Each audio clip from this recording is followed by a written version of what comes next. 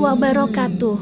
Hamba muslim dimanapun berada, bertemu lagi kita di kisah kali ini tentang pentingnya menjaga lisan. Jangan sampai apa yang dialami Ibu Aisyah menimpa kita juga. Naudzubillahi min zalik. Sebelum kita mulai kisahnya, mari kita sempatkan juga untuk menulis di kolom komentar sholawat kepada junjungan besar kita, yaitu Nabi Muhammad SAW. Dan terima kasih kepada yang sudah subscribe, like, dan mengaktifkan lonceng notifikasinya. Semoga Allah jadikan kita orang yang kaya. Amin ya Allah ya Rabbal Alamin. Bismillah, mari kita mulai kisahnya.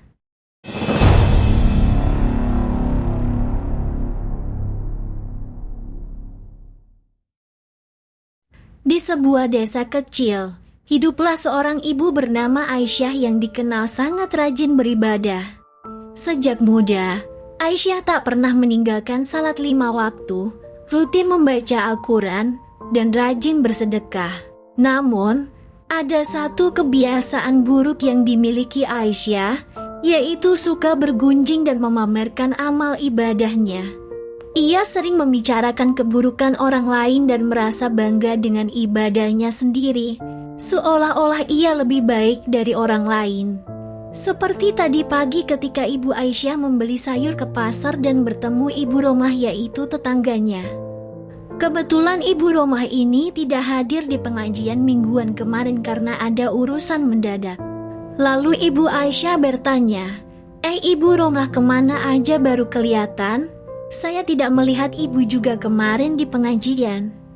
Ibu Romah menjawab, Bu Aisyah, iya Bu, minggu kemarin saya ada urusan jadi absen mengaji dulu. Ibu Aisyah menjawab lagi, oh gitu ya Bu, harusnya ibu karya saya dong. Walaupun saya sibuk tapi ngaji gak pernah tinggal. Soalnya pahala ngaji besar loh Bu. Sambil menepuk bahu Bu Romlah, Bu Romlah hanya tersenyum dan menjawab, iya Bu Aisyah betul. Semoga saya bisa seperti Bu Aisyah ya. Bayangkan, kalian punya kerabat seperti Bu Aisyah. Kalian akan menjawab apa? Tulislah di kolom komentar.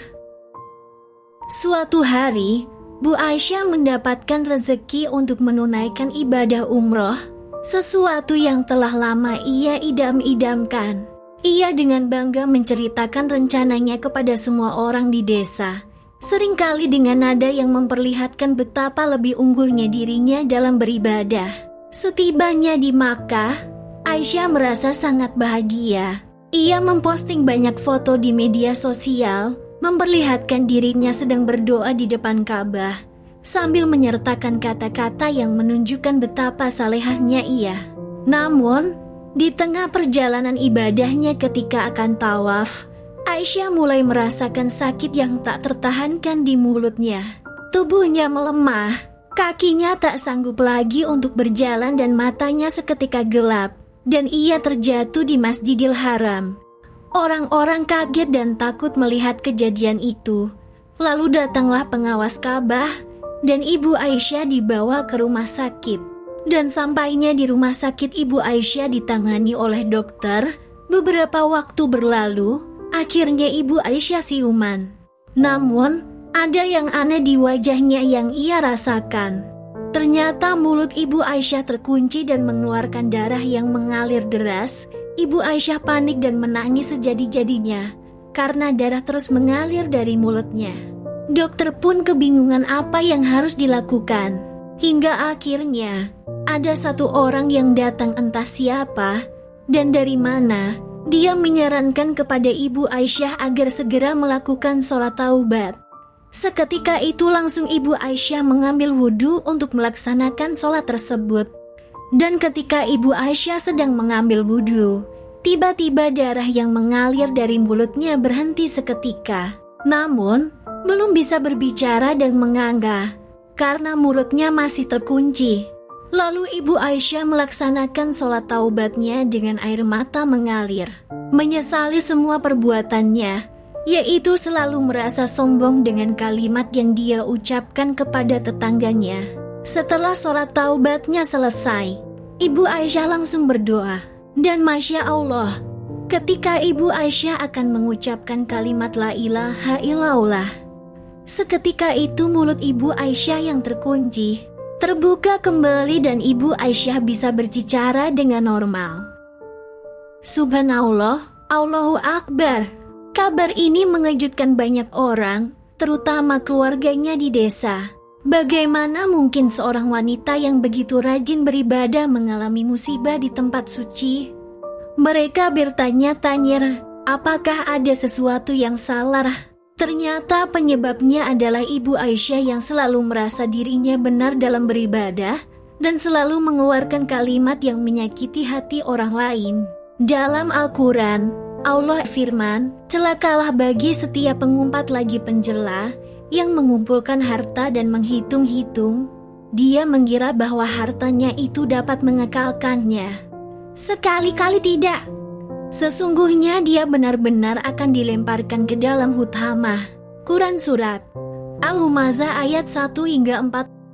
Ayat ini mengingatkan bahwa perbuatan bergunjing dan merasa sombong atas ibadah atau harta yang dimiliki adalah dosa yang besar. Allah Subhanahu wa Ta'ala juga berfirman, hai orang-orang yang beriman, jauhilah kebanyakan prasangka kecurigaan. Sesungguhnya sebagian prasangka itu adalah dosa. Dan janganlah mencari-cari kesalahan orang lain dan janganlah menggunjingkan satu sama lain. Adakah seseorang di antara kamu yang suka memakan daging saudaranya yang sudah mati? Maka tentulah kamu merasa jijik kepadanya. Dan bertakwalah kepada Allah. Sesungguhnya Allah Maha Penerima Taubat lagi Maha Penyayang. Quran Surat Al-Hujurat ayat 12. Hikmah yang dapat diambil dari kisah kali ini yaitu menjaga ucapan dan tidak boleh sombong. Karena ternyata sombong akan ibadah pun bisa mendapatkan azab dari Allah. Nauzubillahi min zalik. Musibah yang dialami Aisyah mengajarkan bahwa bergunjing dan merasa sombong atas ibadah adalah dosa yang serius. Kita harus menjaga lisan dan hati kita dari perbuatan yang tidak disukai Allah Subhanahu wa Ta'ala. Setiap musibah seharusnya menjadi momen untuk introspeksi diri. Meskipun Aisyah dikenal sebagai wanita yang rajin beribadah, ia perlu menyadari bahwa ada kebiasaan buruk yang perlu diperbaiki. Ibadah yang dilakukan dengan ikhlas dan tanpa pamer akan lebih diterima oleh Allah Subhanahu wa Ta'ala. Aisyah belajar bahwa ibadah bukan untuk dipamerkan, tetapi untuk mendekatkan diri kepada Allah. Aisyah akhirnya menyadari kesalahannya dan bertaubat dengan sungguh-sungguh. Ini mengingatkan kita bahwa Allah Maha Penerima Taubat dan selalu membuka pintu bagi hambanya yang ingin memperbaiki diri. Akhirnya, setelah berjuang melawan rasa sakit, Aisyah sembuh dan dapat menyelesaikan ibadah umrohnya. Ia pulang ke desanya dengan hati yang penuh penyesalan dan tekad untuk menjadi pribadi yang lebih baik. Pengalaman ini menjadi pelajaran berharga bagi Aisyah dan semua orang di sekitarnya, termasuk kita yang mendengarkan ini sekarang. Bahwa setiap perbuatan kita, baik atau buruk, akan mendapatkan balasan yang setimpal dari Allah Subhanahu wa Ta'ala. Maka dari itu berhati-hatilah sebelum berucap. Wallahu alam bisawab. Akhir kata, wassalamualaikum warahmatullahi wabarakatuh.